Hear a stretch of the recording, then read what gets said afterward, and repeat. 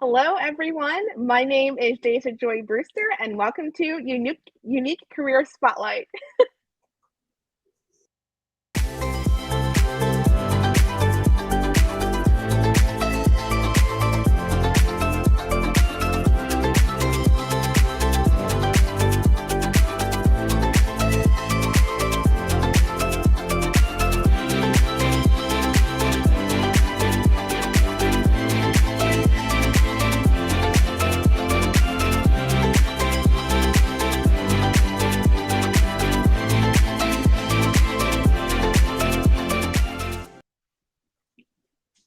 Well, hello, Mill Spouse.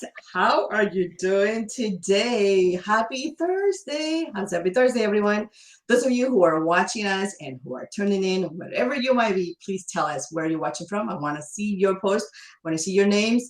I want to say hello to Amber, and I want to say hello to Terry, who are right there on the spot already, making comments and supporting our unique career spotlight. Thank you so much for tuning in. And I have a very special, unique career spotlight for you today. So I hope that you heard our guest, her introduction, and what she has to tell you about her very unique career trajectory is going to put your wall for you for sure. So I'm very excited and also humble and honored to introduce. Also, she used to be part of our Brewster family's career team. So that is even like a double wow for us for sure. So without further ado, let's just go straight forward to our founder of MilSect and tell us, MilSpouse, tell us all about you and your unique career.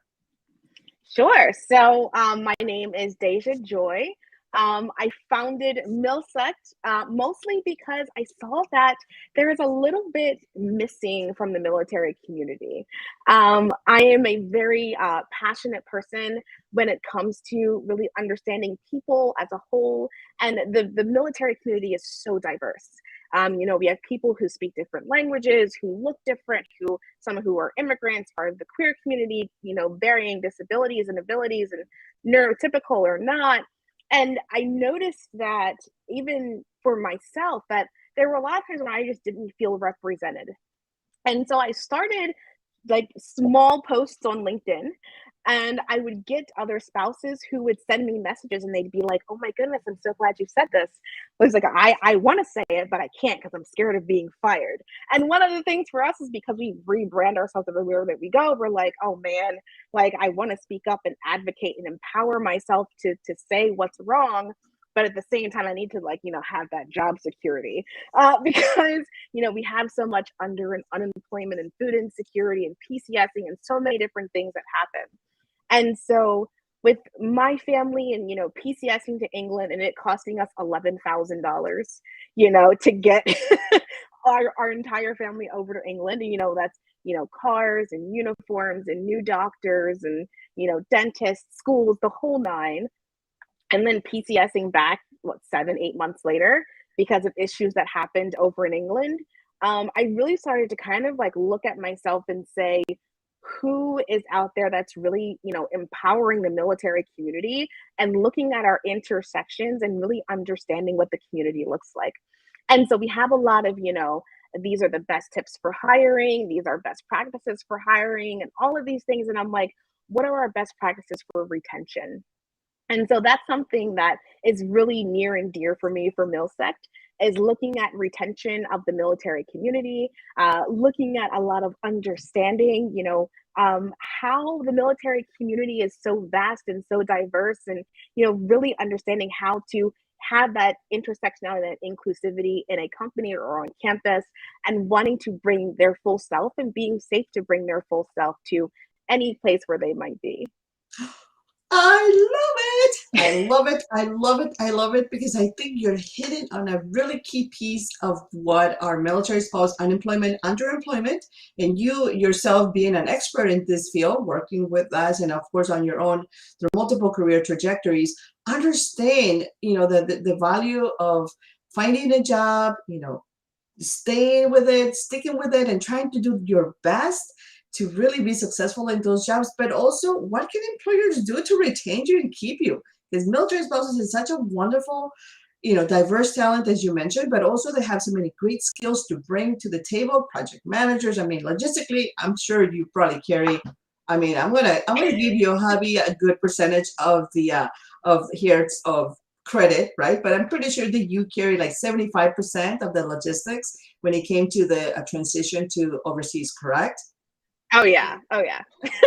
Yeah. So we're being generous here with the 25% on him. But, those are the kind of things that skills that military spouses or military in general bring to the employment in the workforce community, and retaining everyone who is in a viable position is essential. So tell me more, because I want to know more about how was this such a good fit for you, and how MilSect is going to really ramp up some of those key pieces that are missing in the military service member hiring processes.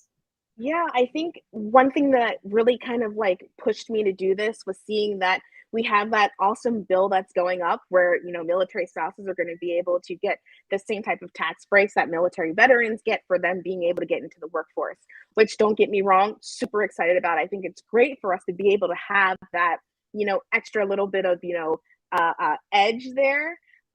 But then you look at things like, okay, well, if we have under and unemployment, how are we making sure that we're creating that equity for our military spouse community? But how are we also creating that equity for our veterans that are coming out, or for those who are guard or reserve and they're going into, either their own business or other businesses, or going on campus.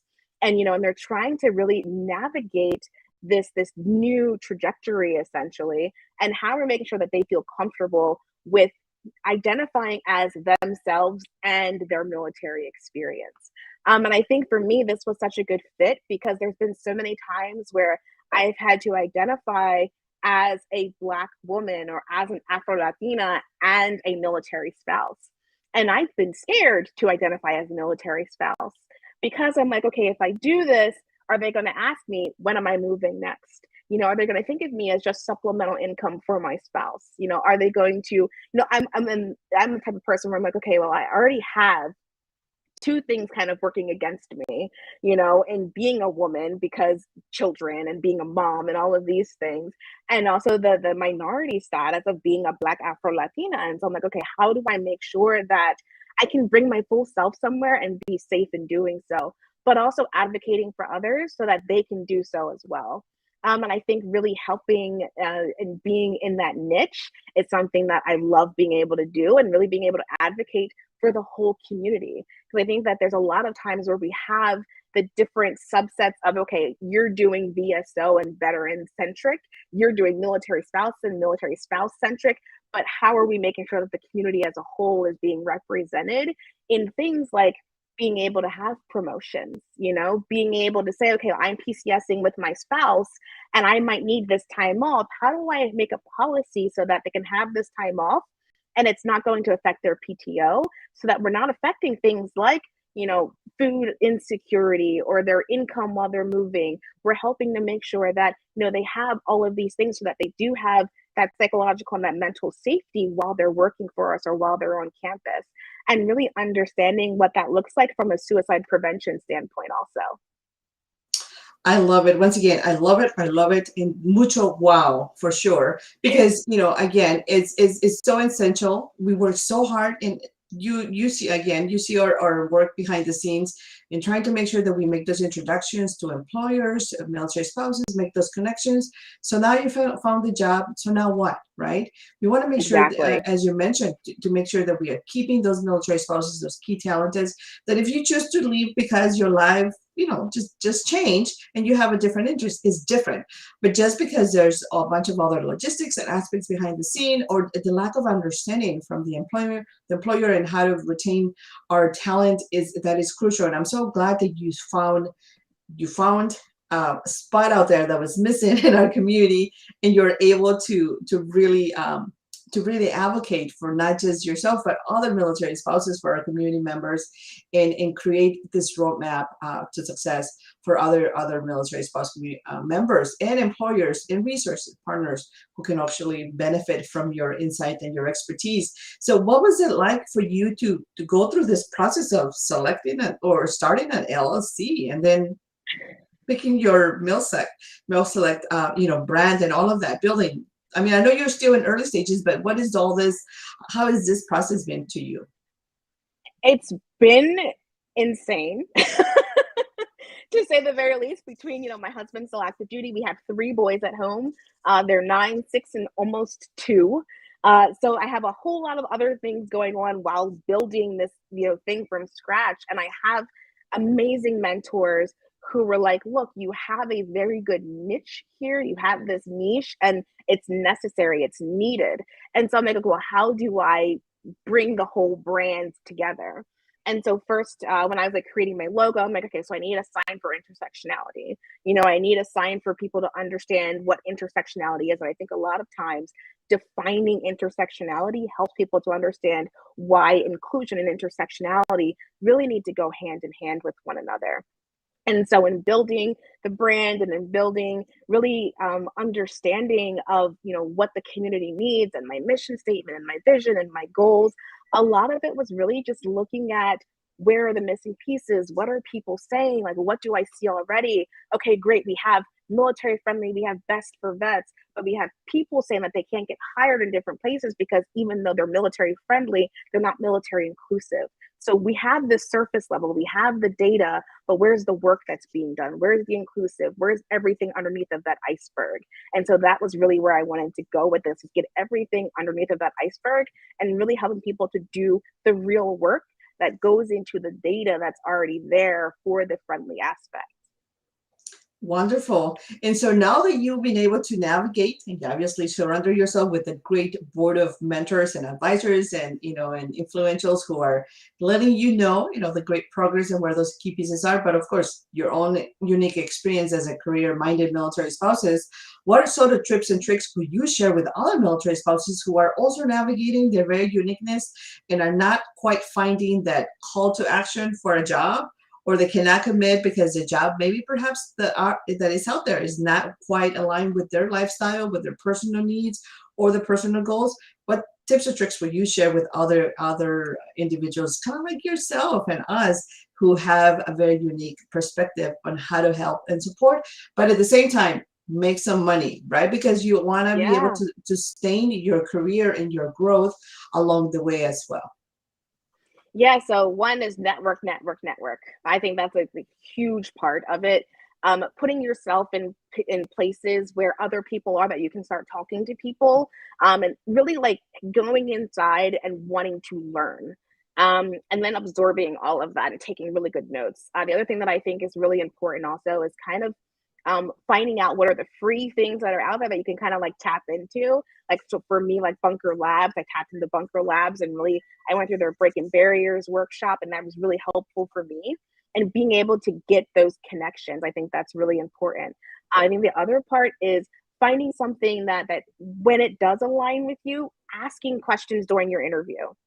I think that is essential, because once you're going on an interview, they're interviewing you, but you're also interviewing them. And also negotiate. I have an amazing mentor that I very much like love listening to her. She's got amazing podcasts out. She does an amazing class on really negotiating your compensation. So I think a lot of times we go in and we're like, oh my goodness, they're giving me 5,000 more than the last job, and we're really excited, but Yeah. also we're still being underpaid and we don't realize it. And so I think negotiating our salaries is something that's going to be essential for us to really start pushing back on what people think of us as a supplemental income. But also looking at from the military side and knowing that, when you're active duty or when you're guard, that identity is kind of stripped from you. Yeah. So really understanding like how to rebrand yourself and how to brand yourself going different places, but also how to advocate for yourself, and really being able to have that voice and that confidence to do so. I love it. And it's crucial what you just key, tap into it, which is the financial aspect of being a completely on your own, a consultant, a founder, and then building your career in your own terms is just the shyness, or getting out of that mindset of not asking for the right amount of money, the partnerships, Yeah. the different things, not asking properly because I imagine, and I'm pretty sure even with myself too, when I started doing some business development here, but you're so intimidated asking for too much or Yeah. too little, and not quite taking proper credit of your credentials, your expertise, your lifestyle, your own uniqueness that you bring to the table, and then taking credibility for all of it. Oh, absolutely, and I think another part of it too, like, when you're talking about that is, like, so for me, when I started my business, I'm like, I had someone literally say to me, "You're just a spouse. What do you know?" And for so long, like, I had this thought process of, like, "I'm just a spouse," and I really had to, like, pull myself out of that thought process and really, To like, go, have this feeling. excuse me. Exactly! Wait a minute, yeah, I'm a spouse, but I have all these other things that I've done.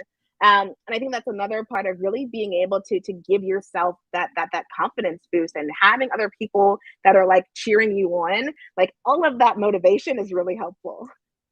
Absolutely. And so so talking about helpful and motivation in cheering you, what is next for you and how can our community help you continue to navigate this career trajectory that you have come and imposed on yourself in a good way, but also help you grow and reach your goals? How can our as a community rally back behind you and help you and support you? Yeah, I think one big thing is I'm always open for speaking engagements, definitely open for trainings and consulting. I think the other part is just, going in and asking questions, setting up a consultation with me and really kind of like seeing what your business strategic plans look like, and understanding how we can really like be better for the entire community.